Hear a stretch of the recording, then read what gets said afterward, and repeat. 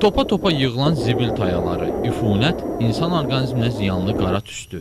Sanki cəhənnəmin hansısa mərtəbəsindəsən. İlk görünüşdə zibillikdə eşidilən bu insanlar elə şeytana bənzəsələr də, amma əslində sadəcə dolanmaq üçün zibilə baş vururlar. Balaxanı şəhərdən uzaq olsa da, yandırılan, bəzən isə öz-özünə yanan zibilin tüstüsü hətta yaşayış məntəqələrinə qədər gedib çıxır. Hər səhər tezdəndən pəncərəni aça bilmirik. Bütün qara tüstü bütün dünyanı basır ağzına. Hər tərəf tüstü olur, iydən. Çirkab bir cür idi, bilmirəm. Ailəsin arxivinə aid bu kadrlar və bu müsahibə il yarım əvvəl əməkdaşlarımız tərəfindən çəkilib. İndiki vəziyyətlə maraqlanmaq üçün biz yenidən Balaxanaya yola düşdük. Artıq əvvəldən xəbər tutmuşduq ki, indi orada fərqli vəziyyət var. Deyilənlərə ilk sübutu elə zibilxananın giriş qapısında gördük. Təmizlənmiş ərazi və salınmış park. Sanki zibilxanaya yox, hansısa istirahət güşəsinə daxil olursan. Xəbər tutduq ki, artıq bu zibilxana dövlət nəzarətinə götürülüb və əsas məqsəd şəhərin ekologiyasına birbaşa ziyan vuran bu obyektin zərərini minimuma endirməkdir. Ərazi kilometrlərlə ölçülən bu tullantı poligonu ilə tanışlıq üçün bizə nəqliyyat vasitəsi təklif olunur. Elə ilk görüntülərimizi də biz yol boyu lent alırıq. Gözətçi postları, yola su səpən su maşınları və köçəri quşlar. Maraqlısı odur ki, bir xeyli irəliləsək də gözümüzə hələ də bir zibil dəymir. Ta poligonun mərkəzinə gəlib çatanadək. Balaxanı zibilxanasının dırnaqarası şöhrəti dillər əzbəridir. Bura daha haralardan zibil gətirmirlər ki. Hətta el arasında müəyyən bir yerdə tullantılar yığılıb qalanda onu Balaxanadakı oxşarı ilə bənzədirlər. Amma ola bilsin ki, indi sizə göstərəcəyimiz bu görüntülərdən sonra bu bənzətmə yaxşı mənada dəyişsin. Vaxtilə zibil əlindən tərpənməyin mümkün olmadığı bu yerdə indi boş torpaqdır. Gördüyümüzə inanmırıq və heyranlıqla mütəxəssisə müraciət etməli oluruq. Bunlar hamısı zibil, tullantılar, təpələr idi, daim yanırdı, daim tüstülənirdi, daim üfunət ətrafı bürüyürdü.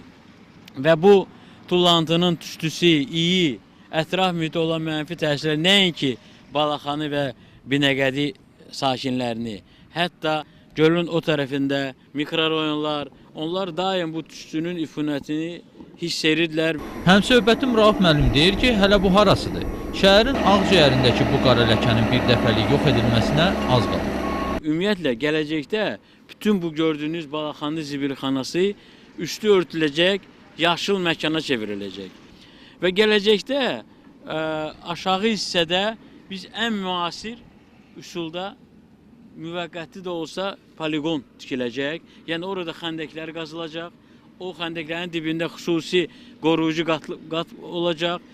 Deməli, ora tullantı atıldıqdan sonra orada xüsusi metan qazını tutan borular yerləşəcək, həm horizontal, həm vertikal. Yəni ətraf mühitə heç bir çalışacaq təsiri olmasın. Bəri başdan onu deyək ki, təxmini hesablamalara görə Azərbaycan zibilliklərinə milyonlarla ton məişət tullantıları atılır. Zibillər həllilik əsasən yandırılaraq məhv edilir və ya torpağa bastırılır. Amma indi Balaxanada fəaliyyət göstərən Təmiz Şəhər layihəsinin isə əsas məqsədi tullantıların zərərini azaldıb zibildən sözün əsl mənasında xeyir qazanmaqdır. Belə ki, 2 ildən sonra Bakıda məişət tullantıları da işə yarayacaq. Bakıda zibildən elektrik enerjisi alınaraq şəhərin işıqlandırılmasına istifadə olunacaq. Tullantıların külü də atılmayacaq. Onlar tikintidə xammal kimi istifadə ediləcək. Bütün bunları həyata keçirəcək məişət tullantıları emalı zavodu 2012-ci ildə işə düşəcək.